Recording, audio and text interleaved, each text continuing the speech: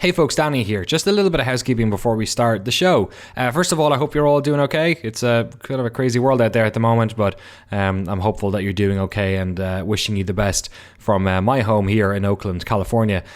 So the throughput of Noclip shouldn't change all too much. We're having to obviously work from home now, and that's been disruptive, shall we say, but we're hopeful to get some documentaries out in the next couple of weeks. And we've, we were sort of fortunate in the way that we had months of stuff filmed and we were going to be at home editing anyway, or at the studio. So hopefully we should still be able to get out a bunch of stuff and, get videos out there to keep you entertained while we're all sort of twiddling our thumbs at home and waiting for this whole thing to blow over. But I want to talk to you about the podcast because this has actually had a little bit of more of a change. Obviously, we set up the studio as a way to get people to come over and record interviews with us and put them up. And unfortunately, that is not going to be an option to us for the foreseeable future. And in fact, it mightn't be an option to us for, quite a while. This could be something that, goes on for months. And especially, inviting people to our studio. I imagine things like press tours are going to be pretty low down on the necessity list for a lot of game companies for the next little while. So instead of looking at it as a problem, I guess I sort of looked at it as an opportunity to do the thing that a lot of people have been asking us to do for quite a while, which is to actually just interview people over the internet. It's something I've done in the past a bunch. We did it on some of the docs. We interviewed Mick Gordon through Skype. So that's what we're going to do for the next little while.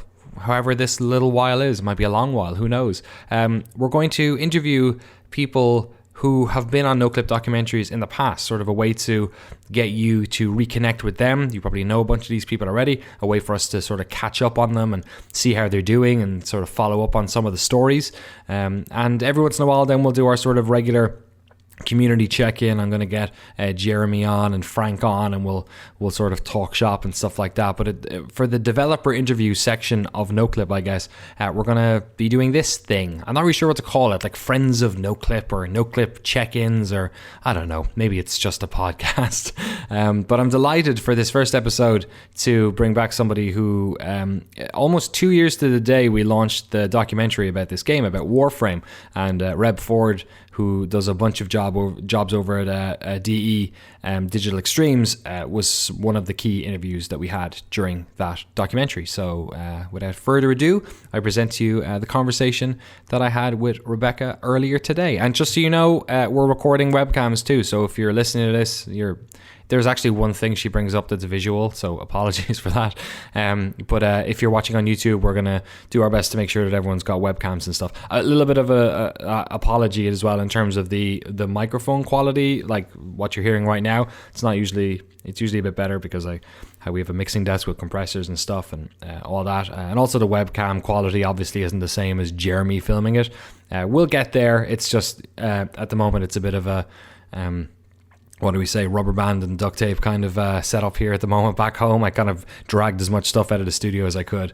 But it was enough at least to sit down with Rebb and talk Warframe and what it's like for their studio working from home as well. So yeah, without further ado, here's the first episode in this new reality, I guess. Enjoy.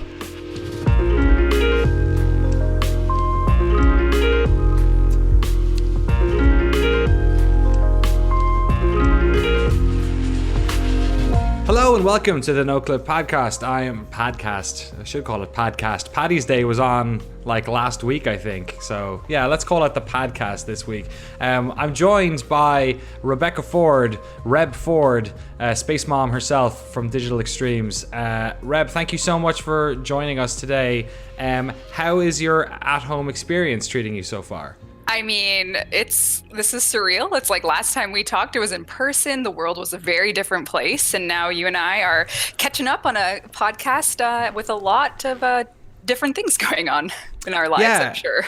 It's wild. People have been telling us to do to do interviews remotely for the podcast for months, and it took a global pandemic for us to finally do a remote interview. So thank you for being the first of our I'm the first interviews this way. You're the first ever remote interview. I think we did one for one of the docs with Mick Gordon for Doom. Exactly. Yeah. That very same Mick Gordon. Oh, you've heard of him? I've not only actually tangential, but Go for it. My first Game Awards, where I had my horrible slip up on stage, I met him and hung out with him. Awesome. So, Yeah, he played that. He played that. That was the gig, Doom right? Game Yeah, Awards. That was the, that was the awesome. one. So that was. You had a slip up on stage. I don't remember you having a slip up on stage. Oh, I said losers instead of users. It was a thing. But, I mean. Oh my god. Yeah, that's a real that's like something out of The Office. That's like that's a dodgy one. Yeah. But that's awesome. Yeah, well, I guess there is a litany of mistakes at the Game Awards. It's got to happen, right? Like if you're standing on stage, and you've got 20 words to say, you're definitely going to mess one of them up. Yeah, it was in front of all those people. Calamity, but nonetheless, I've recovered. It's been several years. It's been 4 years since that, so I'm fine. I'll be okay. Yes, you're still in the employ of Digital Extremes. For people who don't know who you are, who maybe missed our documentary on Warframe, which came out almost 2 years to the day. I think last week was the 2-year anniversary. Can you tell people who you are, where you work, and what you do? Yes. Hello, Noclip viewers. My name is Rebb Ford. I am the live operations and community director at Digital Extremes, and I've basically been at the company for just over 9 years now, from the publishing model where I just kind of was interning and figuring out what I wanted to do with my life, to then Warframe, which is the game that I have been working on and supporting for the better part of 8 years. God, it's crazy. 8 years.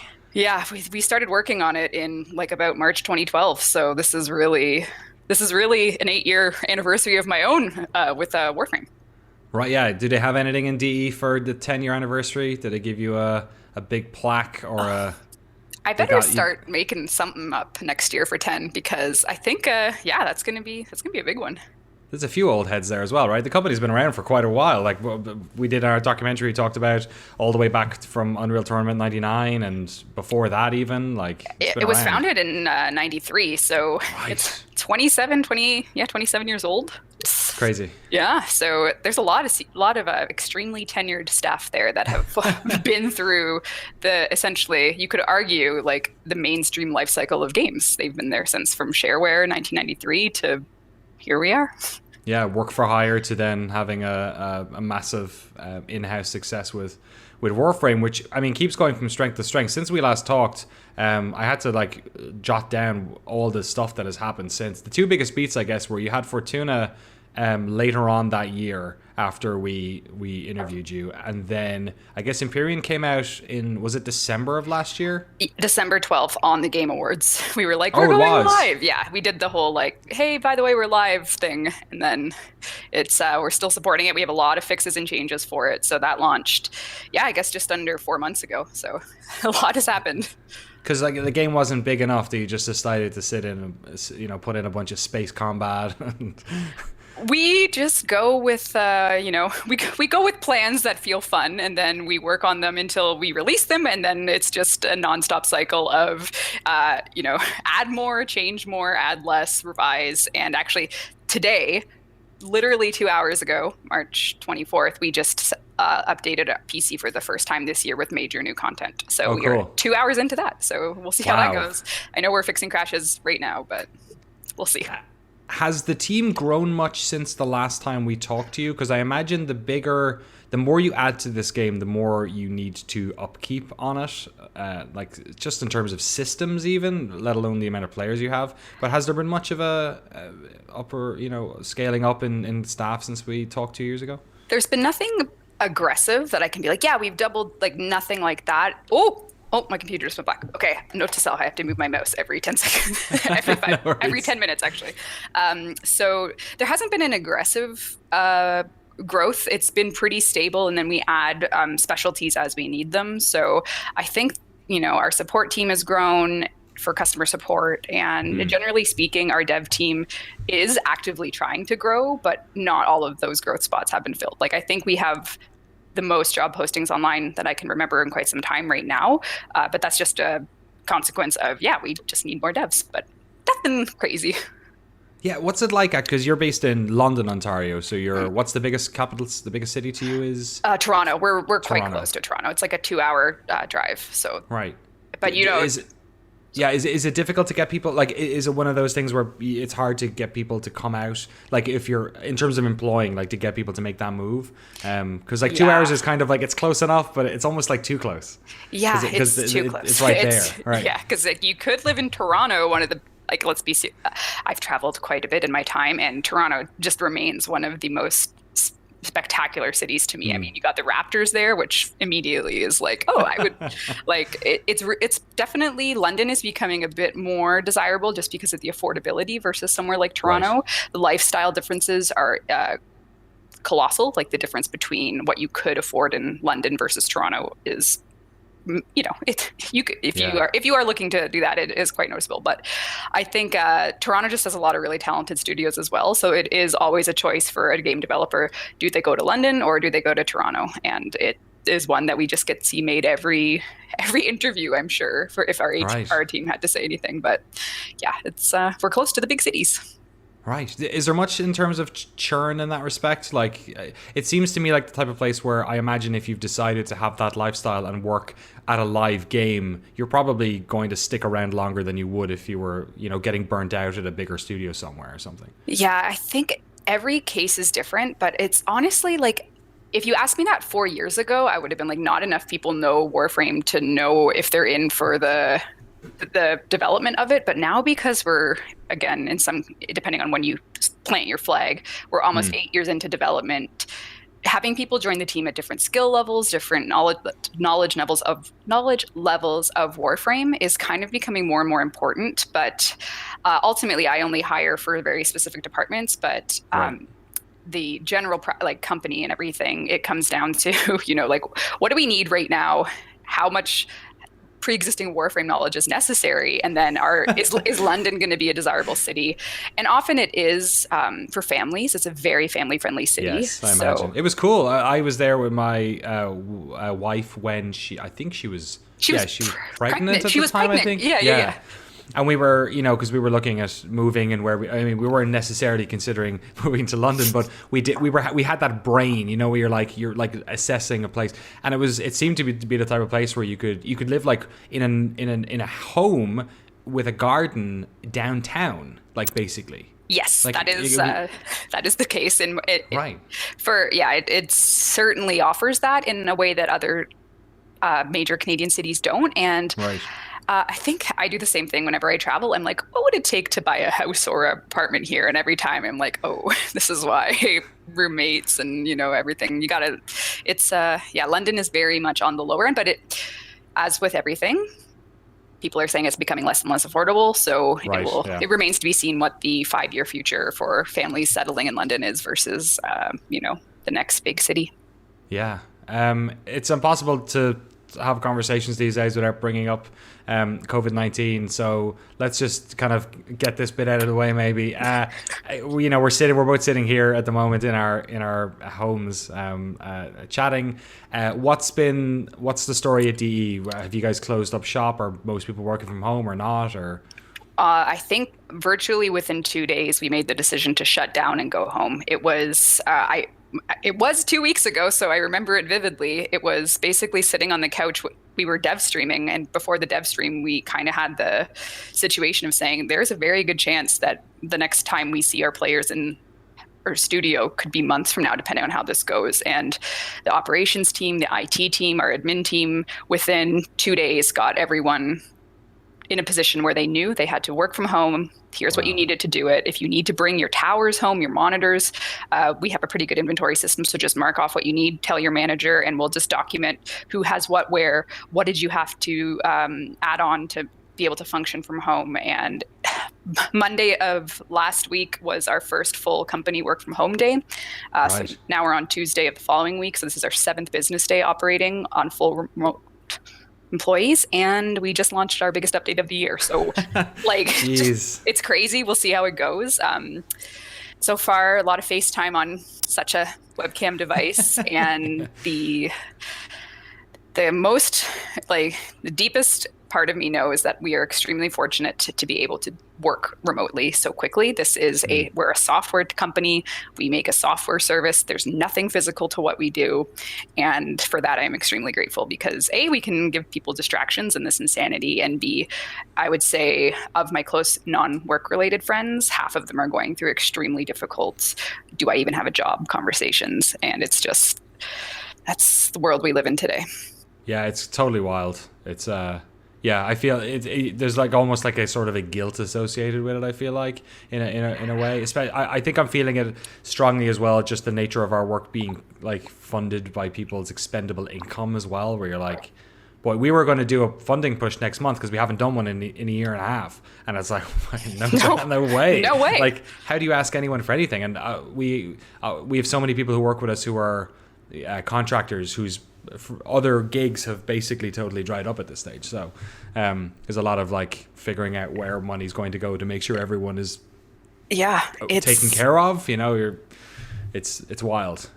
The moral the conversation surrounding this is just one of like, okay, so our game is free, so we could remind people to play it to stay home because then we're participating in the social isolation. But then because we have like predetermined scheduled dates for launching things, it's like, okay, well, we're going to be launching something that costs money next week with the next Prime Access, and we can't really move those comfortably, and that's what we need to be a functioning business. So it's just, it is it's a quandary of many ways.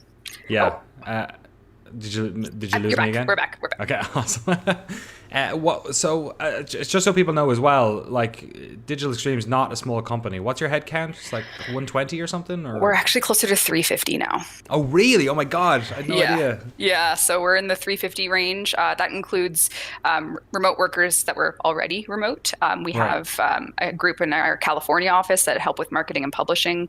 And then, development, admin, they're all there, and our operations are one that supports 4 full-time chefs who currently have no one to feed. So, of course. So how do they transfer to remote? And thank goodness for them, they're giving all of us recipes. So each day they're helping and saying, here's what you can do to, if you love the Oreo cheesecake we make, here's how to make it at home. So they're supporting us virtually. That's amazing. Mm-hmm. Oh my God. Who do you think on the team has the toughest job working remotely? Like, is there artists or maybe sound or something where like either there's a degree of collaboration in person or technology that they can't necessarily bring home? Yeah, I think there's 2 schools of difficulty. There's the practical difficulties of sound, which are really, how do you do recording sessions? How do you, that's very tough. A lot of them have good equipment at home because they're also sound hobbyists. So it's pretty fortunate in that regard, but we're actually writing something right now, and we kind of have the direction to not write it with people that are on staff that are also voice actors if they don't have certain equipment at home. So it might impact narrative in some way. That's probably too much information, but I'll say it anyway because it's assumed that that's going to happen. I think I really feel for our HR team and the amount of support they provide people. It's really hard to manage a person or problem if you can't talk and see them that you had spent 7 years talking. Just that's difficult. If I'm having a problem, who do I reach out to? I can't just go talk to them.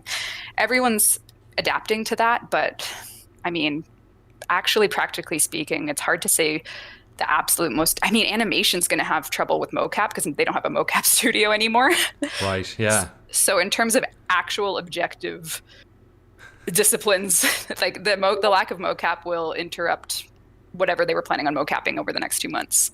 Whereas hopefully they can keyframe their hearts until their heart's content. Oh my God, yeah. You have to as well assume that like a lot of the more difficult situations, at least I'm seeing with my friends, is that it's not necessarily the job they do, or it can be, but it can also just be the family situation you're in. If you're on your own, I have friends who are like totally on their own, who can't go see their families, or friends who have like multiple kids and a partner who used to work, outside and works remotely now. It's It's wild. The amount of patience required now to understand that normally this person would give you an answer within 5 minutes, but now you might need to wait 30 because their child just, drew on their wall with crayons. Like, who knows what these children get up to? I'm in a lucky situation where I'm like distraction free, but I wish, it would be nice to have someone to distract me, I guess, like a cat or a person. But Yeah, totally. That's the other side of it, right? It's like you need your own space, but you also need like is it just one person, like a flatmate that you really like, you get on with, that you can play with a board game once every week or something? Exactly. Yeah. So, I mean, thank goodness. I guess the Animal Crossing and Doom and everything, there's really good distractions right now. So, lucky us. Yeah. Totally. I want to talk to you about the games you're playing in a little bit. Yes. But let's first of all, like, how is it impacting your job? You still doing streams from home? Like, we started yesterday. Awesome. Yeah, so home streams have officially begun as of yesterday. The community team is we had our schedule that was quite rigid in terms of who did what when, and now we're just releasing the time slots, and anyone on my team that can stream at that time will. So it's like every day there will be something. What it is, who knows, but rest assured someone will be there streaming something Warframe related for that hour. So speaking of, at 4 o'clock today Eastern time, we'll have another stream up, and it'll Excellent. so it'll be good to keep that going. I think it really lifts everyone's spirits, mine included, to at least see my teammates streaming and doing stuff. Yeah, totally. Have you seen a change in? I'm not sure if you're even allowed to say it. I think we have the same flavor LaCroix, by the way. You have I have peach pear. Peach pear. I've got lemon. I don't even want to reach into my garbage can and keep digging these out.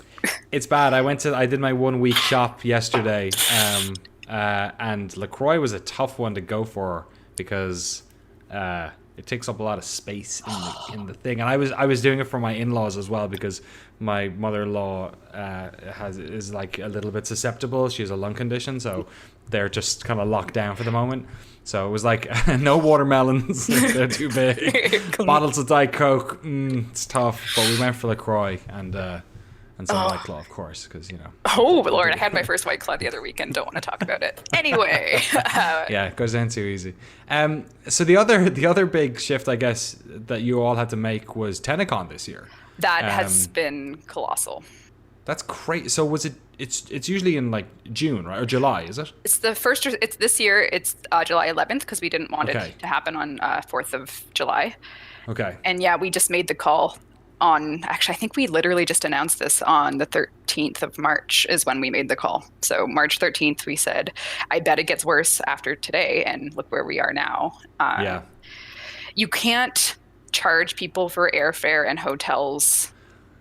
You just can't. I just the health and safety of the people coming, the unreliability of it. We can do it digitally to an extent, and we will. And then because we knew that, if we doubted for a moment the digital end of it, we might have just canceled the whole thing.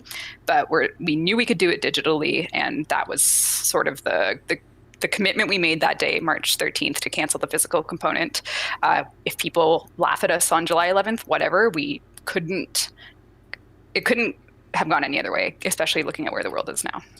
Yeah, it's wild that TennoCon, for people who don't know, is obviously your annual like fan festival that you do in London, which is like one of the coolest things about it is that like all the fans get to come to the city, a city that they mightn't otherwise go to, and it's a great place. We had a blast there for the week that we were there, and get to like interact with the devs, and also you obviously do a lot of announcements and in-game stuff for players of the game who are normally playing at home. But it's wild to think like you've cancelled the event, or sorry, I shouldn't say cancelled. You've sort of you've changed how you're going to do it. But it's crazy to even think that like it's not like you can do a stage show in London either. Like, although who knows, maybe by then there'll be... We have some ideas. There's going to, not without spoiling too much, we're going to try and do more than just a camera in our stream room. But you're right. You can't plan for being able to have a crew working 12 hours in close proximity together or whatever. Nope. So multiple plans and kind of see which one's working the closer you get to it. Exactly. We have London, like we mentioned earlier, because of the nature of the city, some spaces just aren't in high demand, and frankly, of course. So we are able to, at this point, without a huge loss, secure some options without worrying about whether or not we can actually use them that day, just by virtue of the size of the town and, and all those things. So yeah, it's a heartbreaker. This would have been our 5th physical event. It would have been our 5th year. There's people that have come every year, and now we'll have to wait till next year. Yeah, it's just changing absolutely everything. It was funny to see I believe the Olympics have only just been postponed, maybe yesterday, and you guys obviously pulled the plug on that. You seem to be sort of ahead of the curve on that stuff. E3, you could say, it sounded like the writing was on the wall. I was hearing whispers that it was definitely cancelled a week before the announcement. It sounded like GDC at the time, people were saying this is a rash decision. Like, could you imagine if GDC happened last week? Like, PAX happened. PAX happened. East happened. Oh, physically reacting here. Yeah, it's like when you think about, because I've got family in Europe, so they've been sort of in a different place. They're kind of a couple of weeks ahead on the curve on this. I have friends in London, England, who have kids who are all, working remotely and have been for a long time. All my nieces, nephews, brothers, sisters, and my parents are in Ireland, have been on lockdown for the longest time. So it's crazy. When that was going on, I was like, this is nuts. Like, it's really cool that you guys were quick to do that, because I can imagine a world in which a lot of people who would maybe be in more financial distress now would have also lost out on a lot of cash trying to secure lodging and travel there. So fair play. Yeah, we have data, and we can see, like, as the quarantines happen, who's playing more and not logging off when they normally would. Like, we can measure the impact of quarantine in our small slice of the internet. So and that's not to say we're using that for any opportunity. We're absolutely not. But it really puts into perspective how serious it is. And that's the only thing I've taken away from this is, oh my God, the habits of countries are changing. And that's something that has not ever happened in the history of us measuring anything. So I think, to put that into perspective, it's like, at this point in time, we can measure a country's habits changing due to this. So, wow. And we're not anything other than game developers with access to just what players are doing. So it's an extremely like this is our realm, and it's nothing reflective of anything else, but we can measure it even in our world. So that just, again, imagine if you're, actually responsible for any amount of governing of any of these people, how much you have to deal with. So you're right. Yeah, you're looking at just a slice of the pie. So you're seeing, like, perhaps like countries in Europe were playing more at a certain point, and then Italy just didn't log off one day. Really? Italian players just didn't log out. They just kept playing. They were obviously doing the responsible thing and staying home. Right. But again, how many percentage of Italians even play Warframe? Not a whole lot, I'm guessing, compared to everything else going on. And that sample group was enough for us to measure the impact of what the whole country is doing. Or at least, sorry, that's not correct extrapolation, but you understand my point. Yeah. The behavior changed, and it was heartbreaking to see that at that point in time, because you knew that, you know what that country is going through, and you can watch through a very specific window we have, which is, wow, it's just awful. Nuts. Yeah, I'm sure. And perhaps no wonder then that you were so quick to react for TennoCon, if you were seeing that in your studio, like on your screens. Like, that's definitely going to have an effect. Let's talk about all the stuff we're doing to take our minds off this, as we take our mind off this. It's, in a way, to not minimize it, but to try and add a silver lining to this strange invisible cloud. Turned out it was a good week, a good time, a good month. If you're going to pick a month this year, maybe, for distractions for gamers, because we've had, just like off the top of my head, like 4 or 5 super games or demos or experiences on a bunch of different platforms that people are jumping into. What has been taking your time of the sort of stuff released over the past week or two? Why are you does Tom Nook have you down for? No, it's actually it's because it hasn't released in the past week or two, but I have become shamelessly addicted to Final Fantasy 14 online. So, like, I'm in I'm in the grind my face off MMO phase of this quarantine, where it's like, well, holy shit, now that I have all this time in isolation, I can justify my MMO addiction. So so no Animal Crossing for me. I installed it, haven't played it, but yeah. What about you? Nice. Well, I want to ask you about your Final Fantasy first of all. How long have you been playing FF14? I began and ended in 2000 and whatever it was, 2017. I guess when we did the documentary on A Realm Reborn. Yes, that's right. I played for like a 2-month period. I'd never played a Final Fantasy really before. It was like I totally got why people liked it. Yeah. But it wasn't. It's not my flavor. Put it that way. You know Okay. what I mean? Well, it's like I vibe more with the WoW aesthetic or something. okay, I'm gonna or drop sensibilities. I'm gonna drop a screenshot in our conversation, and then you'll understand why I vibe so hard with Final Fantasy 14 online. Hold on, here it comes. First I'll of all, put this on the screen for everyone else. all right, yeah. One of the first things I did was buy a $25 mount that has it's a giant cat. So it's Is that a cat? Does it have legs? it does have legs, and I'm glad you asked because now I can provide a supplemental screenshot of it jumping in air with its legs.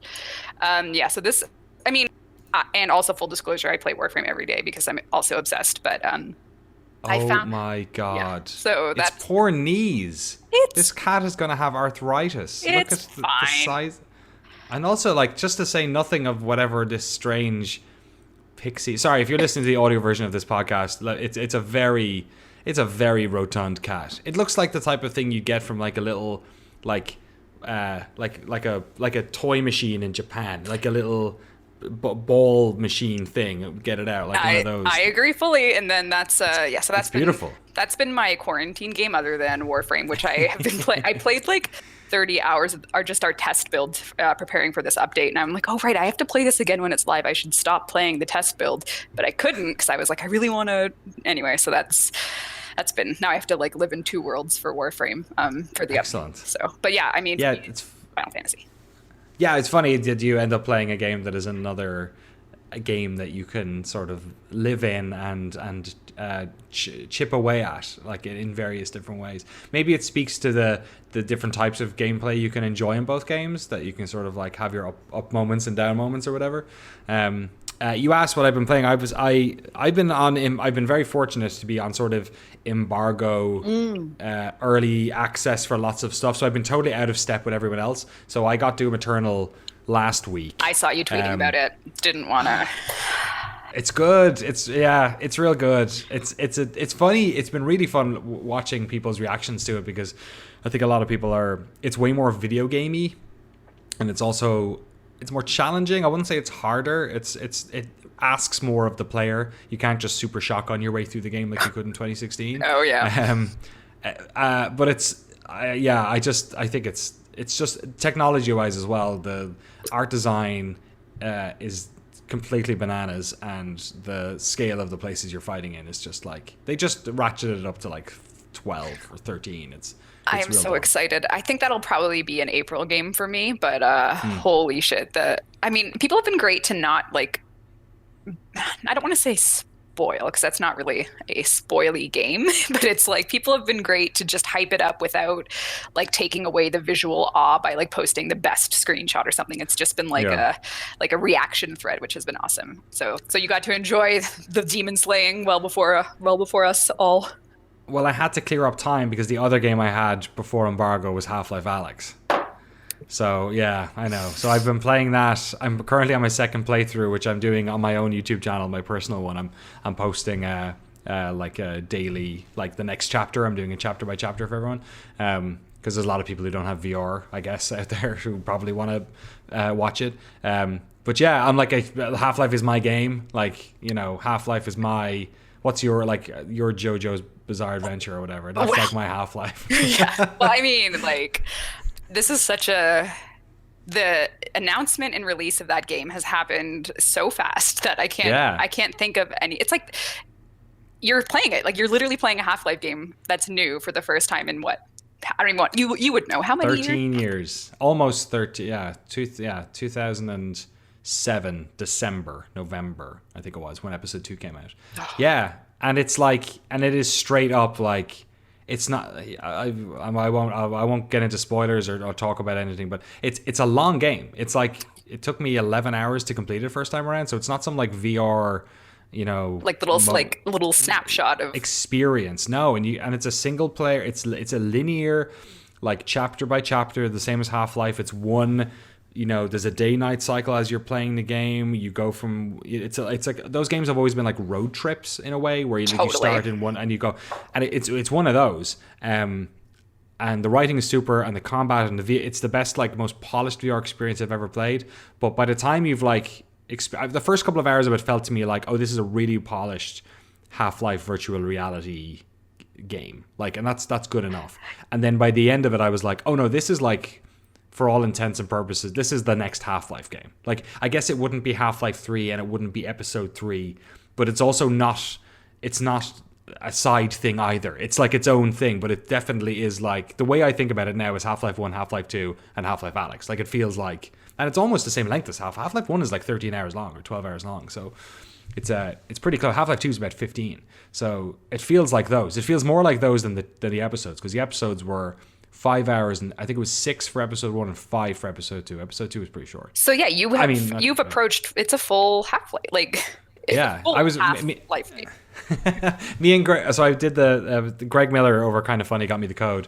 I did the review with them, and we were texting each other going back and forth like at what chapter we were at, and we were like, how long is this? We had to call Valve and be like, yo, how long is this game? Because we were kind of expecting it to be over after like 7 hours, and they're like, oh, it's like this amount of chapters long, keep going. So we're like, oh, okay. We can do this. We can play a brand new Half-Life game for 11 hours. We don't mind. But it was like, I was so sad when it was getting to the end, because I was like, I remember this feeling. I remember completing Half-Life Episode 2 like the day it came out. And, of course. And being like waiting, like, oh great, I can't wait to see where this goes. And then waiting.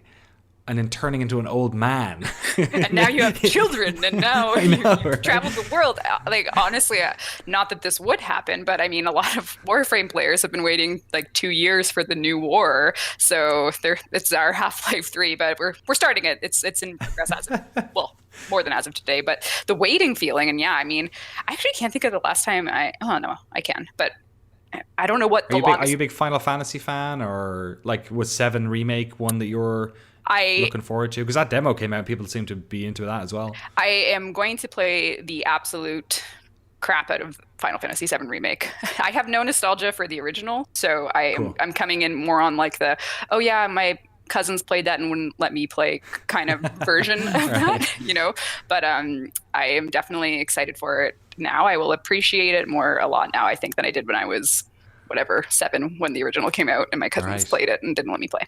So I think I'll give it a go, because I never, again, like, I didn't have a big Final Fantasy muscle in my body, so I might give that a go. But there's also a bunch of games that came out last year that I never got around to. Like, Resident Evil 2 is one that I bought and I still haven't put enough time into. It's amazing.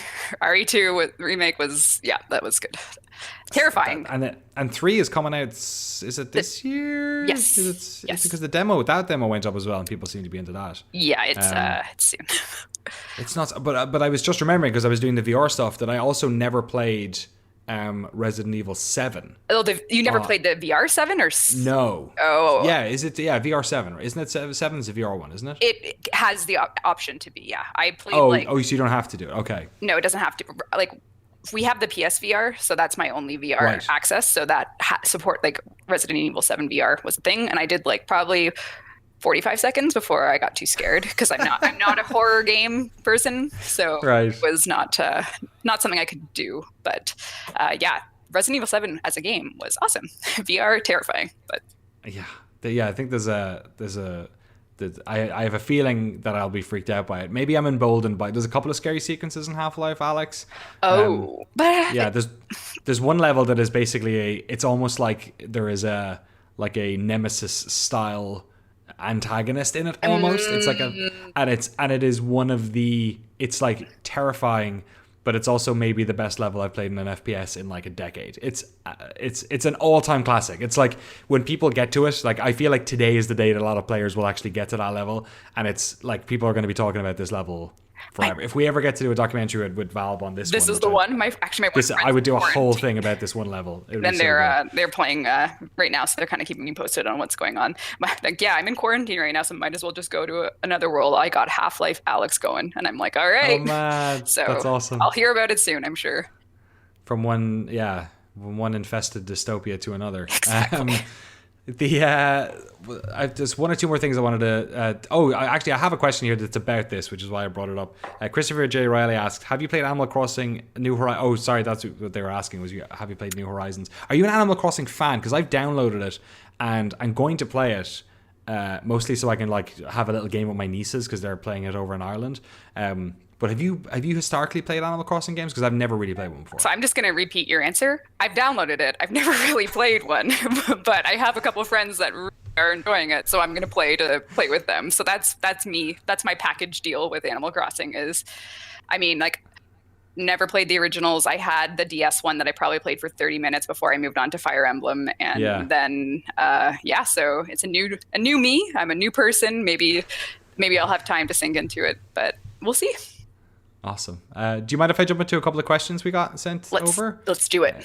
Did you say you had user submitted crashes as well? Oh yeah. So because the update's so crashy right now, players when they submit a crash report, they get the option to write in something like, ideally something helpful along the lines of, "I was reloading and then the game crashed," just so we could perhaps reproduce their crash if the diagnostics don't give us enough information. And sometimes I don't think they realize people read them on our end, so they'll just put in like stupid or very funny things. I don't have too many handy, but I it's always just funny to see what. Yeah, please. This sounds well. We got some memes. I'll dig some up while you ask your first couple of questions. Yeah, thank you. That sounds fun. The first question, let me get. These are what I love about doing ones about Warframe is that this happened when we did research for the documentary as well, which is that all the feedback we got was the most specific Warframe questions. So there's a couple of ones in here which I'm actually interested in myself as well. Sean asks, is the possibility of Prime Access without the added platinum as a cheaper option in the future, maybe along the lines of unvaulted frames? I imagine you get this question quite a lot, right? Like people wanting specific types of the premium access stuff. Yeah, we do. I think a couple years ago we changed the vault to support. It used to be like this is a generalization, but it used to be like a pick one of 3 to buy your vaults, and now it's pick one of 5. So it's split out between 5 options as opposed to just 3. So with Prime Access on PC, it's split out into 4 options. But I don't think the plat reduction will ever happen. There's some things we don't really mess with too much, and monetization of that level is one of them. Right. Having said that, we did change the vault and will continue to change as the vault grows. But the Prime Access model, I don't foresee too many changes, except for maybe booster selection rotating, which we've never done. For example, people have asked for resource boosters, so maybe one day we'll add those. But the discounted plat and all the gear within it is pretty much what's allowed Warframe to run for. Right. Well, Prime Access is 7 years old, so 7 years. Would most players want that platinum anyway because it's at a discounted amount, or are they mostly doing it for everything else? It's yes to all. Like some people buy it some people buy it for the instant access and the convenience of having the boosters and the platinum, and others buy it for the accessories, and which is why we have 4 packs, because the lowest pack gives you platinum and gives you some parts of it all, so you can still farm for some things if you prefer doing it that way. So there is a bit of flexibility, but ultimately I think the PC version has 4 and the console version has less, with the limitations on what we're working with in terms of how fast and different we can do things. But console has like a split in 2, so it's not even consistent across platforms, but it is the lifeblood of DE for sure. Right. Seeing as you're mentioning it as well, for people who haven't picked up Warframe, what's it available to play on at the moment? Right now we're PC, PS4, Xbox One, and Nintendo Switch. So we have scattershotted across the platforms to get you in Warframe. How's the Switch version been? When was that launched again? November 2018. So, okay, yeah. I mean, this year has been crazy because we got into Smash alongside Fortuna. Was it? Was that around then? Yes, we launched in November, so it was just after Fortuna. So okay, yeah. They got a build without Fortuna first, and then we hotfixed Fortuna in. I believe was the order of operations because we needed like a launch candidate that predated the Fortuna. Right. Yeah, it's complicated. I'm sure Nintendo needed it earlier than exactly. you would have liked, probably. Yeah. Yeah. But yeah, we got our character in Smash as a spirit. Yes, I saw that. That was awesome. So that was like, so this year, and I mean, we actually were trending in Japan with that. So that was really cool. And that has definitely brought like a spark again for people to come back and check Warframe out in ways that don't happen usually unless we update. So that was just cool to see that happen. Yeah, you like dip your toes into like this other like ecosystem of fans who probably want to know everything that's in a Smash game. They want to know where it's from and what it is, and they want to know what about it. Yeah, and I'm kind of that. Like, I mean, I wasn't full earlier, but my brother, the only game he plays is Smash, and we have Nintendo Online now to play together. So like every 2 days, my Discord starts ringing, and it's my brother, and he's like, "Let's play Smash," and I'm like, "Okay." so yeah, that's totally my game. That's right. I got another specific question here from Mr. Toast, who says, will we ever get the chance to acquire milestone weapons, say Zenistar, Zenith, etc., that we sold before through Samaris standing, for example? I think we have a wiki guide on what to do if you've sold it, because you can't re-get those. I think I have to log in. You can. You can't, or can. I have to check the wiki here. One of my friends worked as a game master for World of Warcraft. He worked in Ireland. They had a call center, basically. Oh, right. Like an online call center for WoW. And he said 90% of his tickets were one of two things. He said, one, somebody sold an epic weapon by accident that they didn't realize, and like the whatever amount of time, because there is a way of buying back, I think, within a certain time frame or something. It passed. That, and the other one was people finishing like dead mines or finishing some sort of what do we call it, raid. Yeah. And like and everyone like needed and someone greeted or the raid master decided to just take everything and leave. Oh my. And yeah, so solving those disputes, and they'd have access to the logs, and they'd actually do that. Like they actually went in and if people were acting the maggot, they'd ban them and take their stuff off them. So this is a similar thing in a way, where it's like people having buyer's remorse or seller's remorse.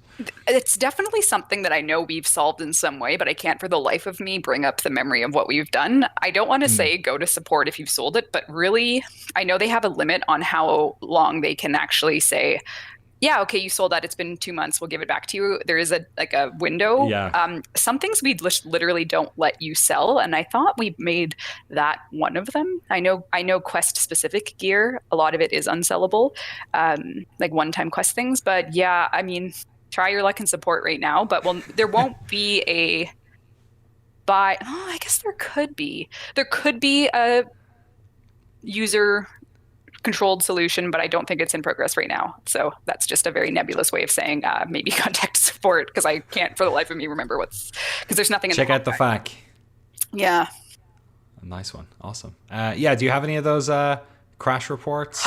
Actually right now I'm just checking in on to see what the team is doing, and the crash server was actually getting bunged up because of something that happened, so I can't access it right now. But one of them was, do you know the meme like where so-and-so died, I was doing this, Warframe is kill? So there was a meme that came in today that made me laugh. I tweeted it, but I'm trying to find the crash was so rampant that I should be able to just pick it up. Because what happened was we launched this huge event, and there was a crash we couldn't reproduce in-house because we didn't realize something. So doing it live usually ends up in a crazy amount of stress testing you didn't foresee. But here, I just grabbed it. Let me see what I can find. It's going to be a good one if the crash server is alive, because you never know what will happen with the crash server.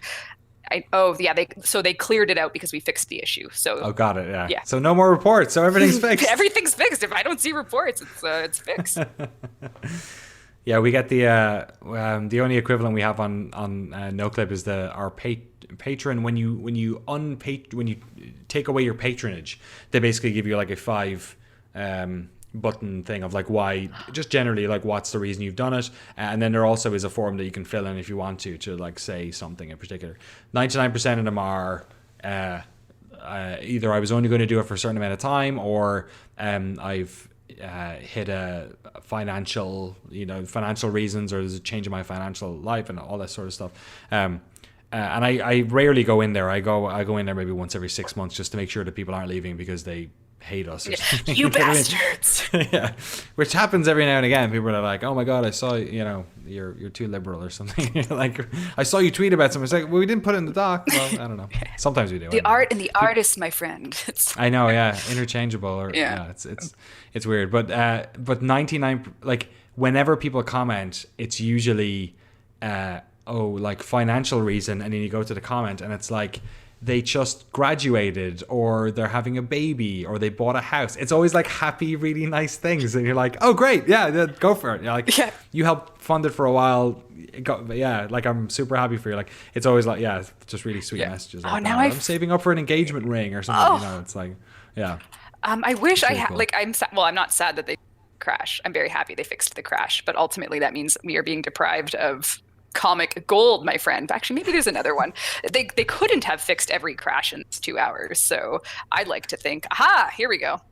It was a dev only crash, and our devs are very professional. So this one is simply factual. I went to the mission table and collected the following button. Damn it.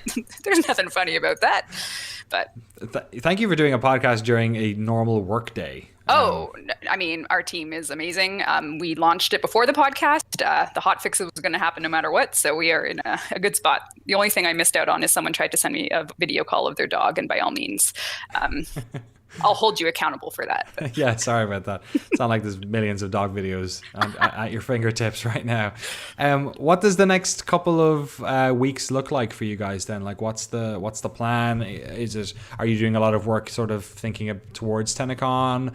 Is there still a lot of, like, are you working full days? Like, how do you sort of feel? Like, are you able to make that separation between work and life that is so challenging in a work from home scenario? I'm totally new to this, so like I'm being as possible, and I'm like printing off calendars where I itemize what I want to do every day. Like, for example, Danny is in the calendar here, so I have a calendar because usually it's just all at work and it's all there for me. So it's really about how do we deliver everything players are expecting over the next couple of months in a way that has an undetermined amount of time being remote, because you can't put a date on when it's safe to go back to work. It's just not possible. So it's looking at what will today's launch feel and look like, because it's our first remote one. How can we plan the next update knowing what today was like, and then just going from there? I think consoles will have their version of the update and the challenges that come with that to go through, because unlike PC, where you can just turn on your PC and test, there's just different tools required to test console builds. Our console partners need to cert the update. Right. So however they're impacted will impact any of our flow. So it's really important to just be super communicative with all our partners on how everything's looking with everyone. Is everyone okay? Is everything good? Do we need to just let our players know what's going on? And then, the TennoCon plan, how do we, we've never had to plan the event remotely. So not only is the physical not happening, but as a team, are we going to be able to pull off an awesome digital event without being in the same room as each other planning it? How will this virtual world affect planning? And ship. How do we ship? Yeah, especially with, I'm sure usually at TennoCon you have like a bunch of announcements, a bunch of content hitting the game, like trying to do that. Mm-hmm. We still have to do a lot from last year's TennoCon, so we're just getting into position for that. And I should say that, I've probably worked more in this work from home thing because my work PC and my personal PC are the same now. So that means it takes all of a second for me just to alt tab back into work for a minute. So I'll probably have to develop some habits. Any advice is welcome. But are you like, you're kind of, this is your thing. So Yeah, in a way, like, because when we lived in Maryland as well, myself, my wife, we lived there for 2 years when we were having our daughter. And like, I feel like we lived out in the woods on our own, and I felt like it kind of, in a way, is not that different. We were remarking last night saying, like, this just feels like we're back in Yeah, you had Annapolis, that crazy, like, the backwoods sort of. Yeah, it was super wild. It was fun. The winters were rough, so I'm glad I wasn't there this winter. But yeah, well, I'm saying that to someone who lives in Canada. No comment. We had 2 inches of snow yesterday. Is there snow? Oh, you did? Yesterday. It's gone now. Yesterday. Okay. Yeah. That's nuts. Yeah, so I don't like. It seems like you're doing all the right things. Like getting like simple things like getting dressed for work is like a massive like psychological barrier. When you're done leaving the room, like having a calendar and a time, like just being diligent about not doing work stuff. I should thank you. This is hours. This is the most professional I've looked in 2 weeks, because I was like, oh, I bet there's going to be a webcam component. Will this actually motivate me to put myself together? And the answer was yes. So I am in debt. Thank you, because it's good. It makes me feel like I am at work, and I'm mentally there, I'm physically there, because usually at home it's like house coat and slippers. So right, but also, like, I imagine you're the type of person, because of your job. And also in a way because of the game you have, because it's a live services game. It's not a game that has a release date. Although in a way, so many games are kind of in that ecosystem now.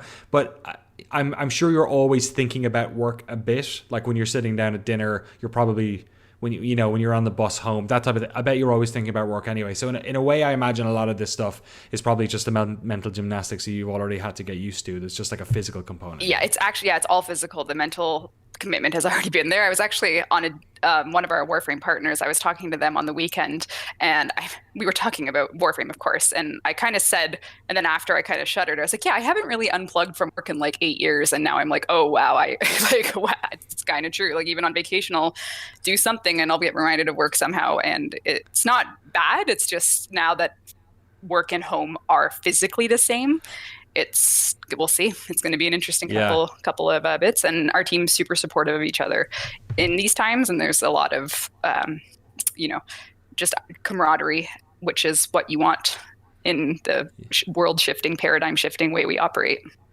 Yeah, totally. Especially, that's really nice to hear. And especially considering we don't know how long this will go on, and those stresses and strains and that pressure is only going to get, it's only going to be more destructive the longer it sort of goes on. But that's why we have video games like the games we're playing, video games like Warframe, for people to get out. Even that, like, just ability to, I was about to say disassociate it. I mean that sort of escape to somewhere else is so critical, be it in virtual reality or on a 2D screen. It basically has the same effect. Yeah. So I've never been more grateful for the art of gaming, because it is just so transformative for your mind. It really is such a blessing. Yeah. I'm so happy. Visually. Yeah. I'm so happy just that it's there, because there's so many levels of bonding that happen over it and community that if it wasn't there, like, you have to think, like, if the void of gaming, like if it was just gone, like what